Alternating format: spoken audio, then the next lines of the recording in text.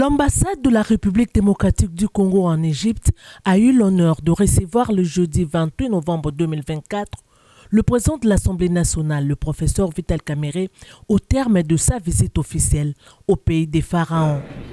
Sur le perron, l'ambassadeur congolais Jean-Baptiste Kasongo Musenga était en première loge pour accueillir le speaker de la Chambre basse du Parlement, accompagné du rapporteur, le professeur Jacques Joly, et de quelques élus nationaux qui composent sa délégation. Le président de la Chambre basse du Parlement est venu sensibiliser les diplomates congolais basés au Caire sur les rôles majeurs que le pays attend d'eux dans le cadre du renforcement de la coopération bilatérale entre la RDC et l'Égypte, tournée aujourd'hui vers de nouveaux horizons grâce au leadership dévoué du président congolais Félix-Antoine Tshisekedi Tshilombo et égyptien le maréchal Abdel Fattah Al-Sisi, deux grands panafricanistes. Le professeur Vital Kamerhe a fait part aux diplomates congolais des retombées majeures de la diplomatie parlementaire entre les deux pays, consolidées ces jours par un lien d'amitié scellé entre leurs parlements respectifs en appui à la coopération bilatérale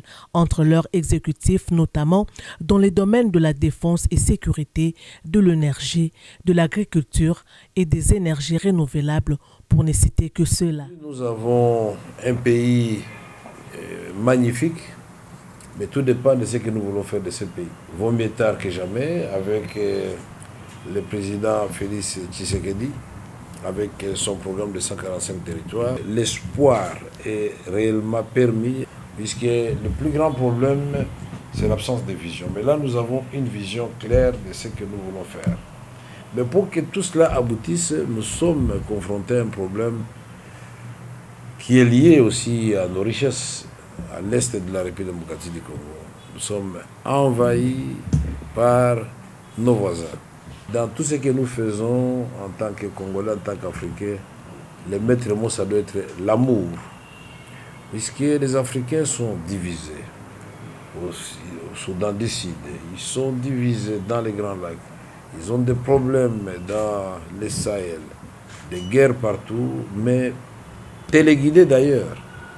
Donc nous devons comprendre qu'en nous mettant ensemble, nous pouvons en tout cas bâtir notre Afrique qui sera respectée à travers le monde. Nous devons cesser d'être les réservoirs de matières premières uniquement. Non, nous devons nous approprier aussi la technologie pour transformer ces matières premières et les vendre ailleurs. Le professeur Vital Kamerhe a appelé les diplomates congolais à copier les modèles égyptiens du développement dans tous les secteurs qui favorisent l'essor de l'économie afin d'en faire bénéficier la République démocratique du Congo, notamment dans l'implémentation de son ambitieux programme du développement des 145 territoires, cheval de bataille du président Félix-Antoine Tshisekedi Tshilombo.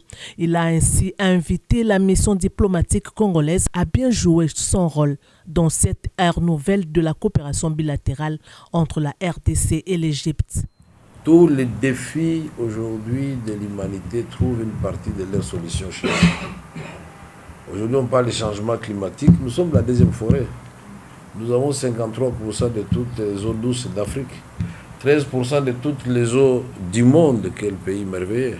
Nous avons le problème des terres, de la faim dans le monde. Les terres du Congo, si on les cultive aujourd'hui, 80 millions d'hectares accessibles, 40 millions irrigables, nous produisons exactement la nourriture pour nourrir des milliards d'individus. Donc de quoi résorber 2 fois les déficits alimentaires mondiaux. Donc nous devons nous réveiller, vous qui êtes ici, vous devez chaque fois nous interpeller pour échanger avec vous sur ce que les autres ont opéré comme magie ici.